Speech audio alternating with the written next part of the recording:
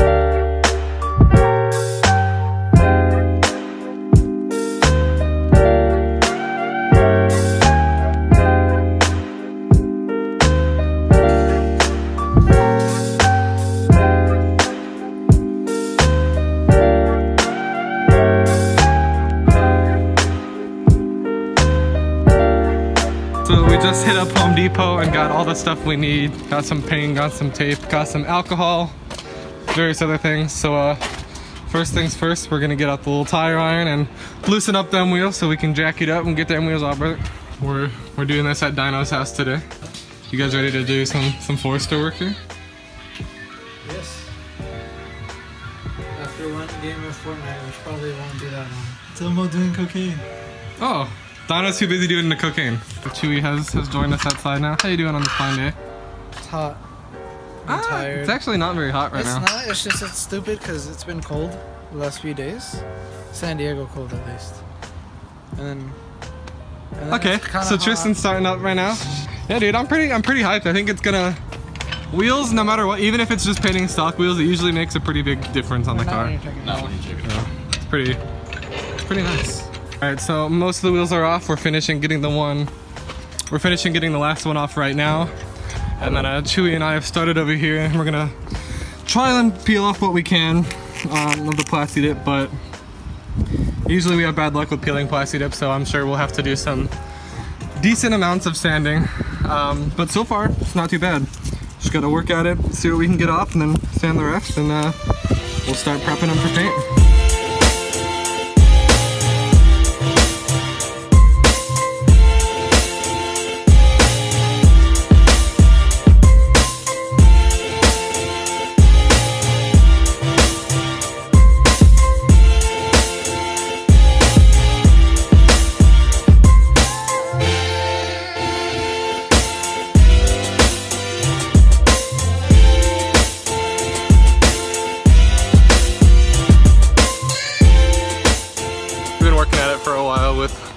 Minimal luck, but we do have some good news.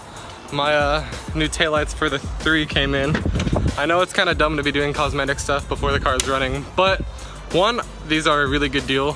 They usually go for like twice as much as I got them for, and two, I'm mostly waiting on parts for the swap, and if this is something I was going to do anyways, it just made sense to do it now. So take a look at these. The LED lights from a facelifted 3 with like an appearance package, I believe, or from the Speed 3. So instead of like one bulb with like a colored lens, it's like these crystal-y, chromy lenses with individual LEDs that light up on here, and it looks infinitely better. Not that the original ones were bad or anything, but those look that much cooler. So unfortunately, I don't think there's a way we'll be able to see those on the car for a while.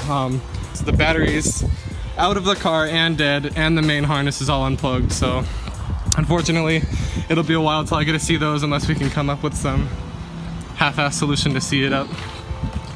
Tristan's still over here doing the deeds. Some luck. Yeah. Just unfortunately, the coarsest sandpaper we could find that we already had was 400 grit, which isn't quite cutting into the plasti dip enough.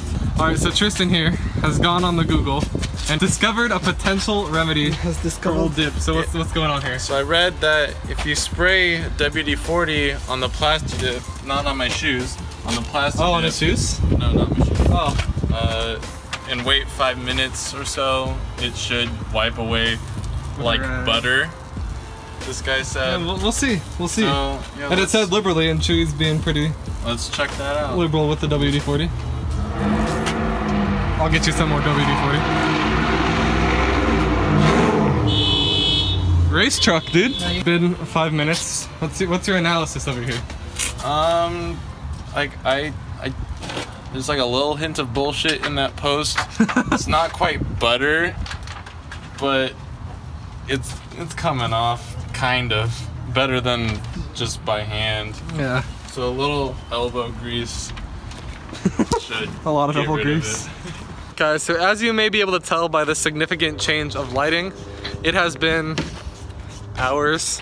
So where we are now, these two are done, all the dip is off and they're ready for paint, but the process getting there is just unbelievably painful. So here we've got Tristan working at it.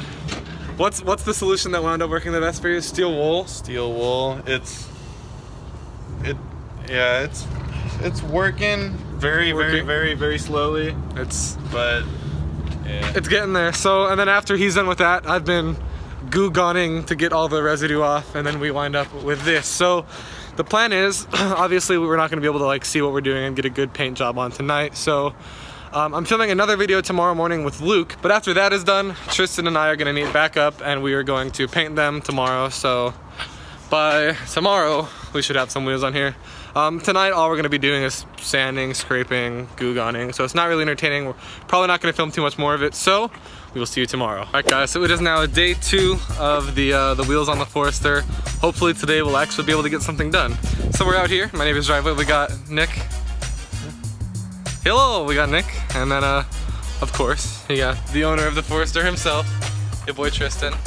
So right now we're just working on getting the wheels off, and then we can finally start the painting process.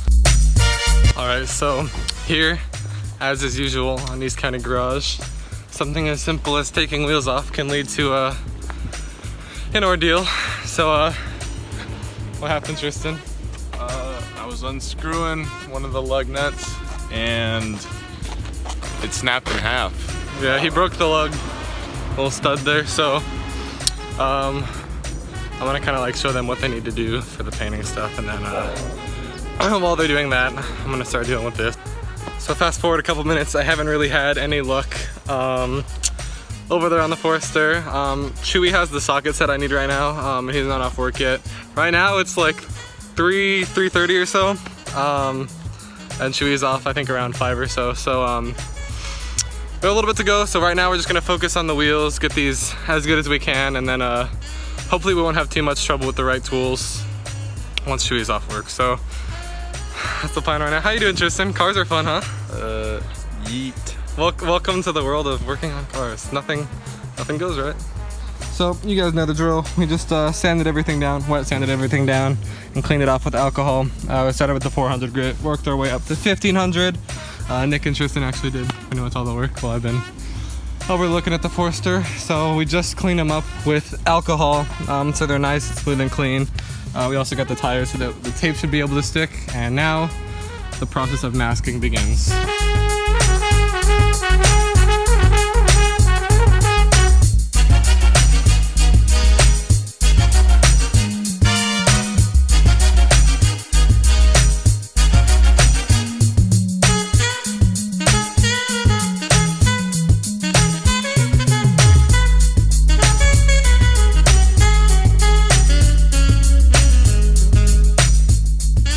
Doing, Nick? Looking for the thing. What? That thing that broke. How did you lose that? I didn't know I put it down. Tristan never had it, and he asked you where you put it. Because you were the one messing with it. I mean, obviously not. Realized we didn't film much of the actual painting process, but that's mainly just because, you know, we've done it quite a few times on the channel before. So right there will be a little link to one of the many other times we've done this if you're legitimately interested in that. But we're quite a few coats in now, just letting it dry. That might be the last coat. They're looking pretty good. So Getting close to nighttime. It is getting close to nighttime. Things don't dry at night. Things don't dry at night. There is some orange peel on them, nothing too crazy. It actually looks a lot worse on camera than it does in person, but you know, much better than curb rash plasti dip either way. And once we get some clear on it, it'll help a little bit. I think we're gonna skip wet sanding in between. Just 1, time constraints, 2, it looks good enough, and 3, just in case there are any coverage issues. Like I've had a little bit of trouble getting it even on the inside parts. We just don't want to like accidentally take paint off and then have to redo the whole thing. So this video was definitely a little bit different. I don't remember when the last time we filmed was, but it went south pretty fast. Now, anybody who works on cars knows nothing ever goes like you expect it to. Nothing takes as short of amount of time as you think it does, and you're never gonna have a job where everything just goes perfectly. And today's a perfect example of that. Now, it happens all the time on the channel, and usually if something like this happens, we'll scrap the video, and it's so much easier to just deal with it, scrap the video, not film, which we didn't wind up filming the rest of tonight, so I'm gonna kind of go back and explain what happened. Now, as you can see, you know, usually when we end our videos after an install, after a project, anything like that, we like to go get some of the cinematics of the end and kind of show the finished product, and tonight we're not really able to do that. 2 of the wheels still aren't even on the Forester. Now, what started out as simple as unplasti dipping, which didn't go well, to just painting them and putting them on the car, man, so much has happened. So, you saw how long it took to take the plasti dip off. That's a pain, but that's expected, and I kind of thought that would wind up taking that much longer. But we did not expect one of the lug nuts to be cross-threaded, so we wound up breaking that stud, as you saw. Luckily, we were able to get a new one for like $3 at O'Reilly.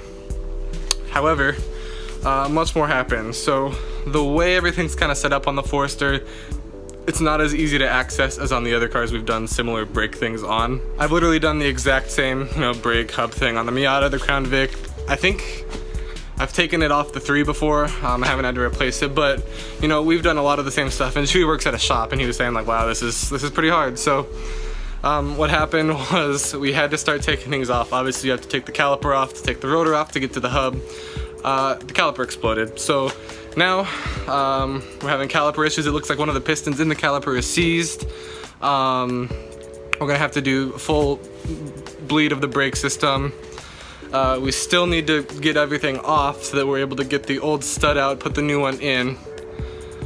We don't know if the lug nuts we have fit with the wheels we have yet, so there's just so much going on, and really it's like we got ourselves into this. We were just trying to paint some wheels, so nothing ever goes like you expect. And I'm kind of sorry to end the video like this. I don't really want to end it on a bad note. We usually try and either scrap the video altogether or maybe revisit it later on when we can, but I don't know, I just kind of thought, you know, if you're watching the videos, you understand how it goes, and we just kind of wanted to be transparent with you guys about what the process is like of what we do.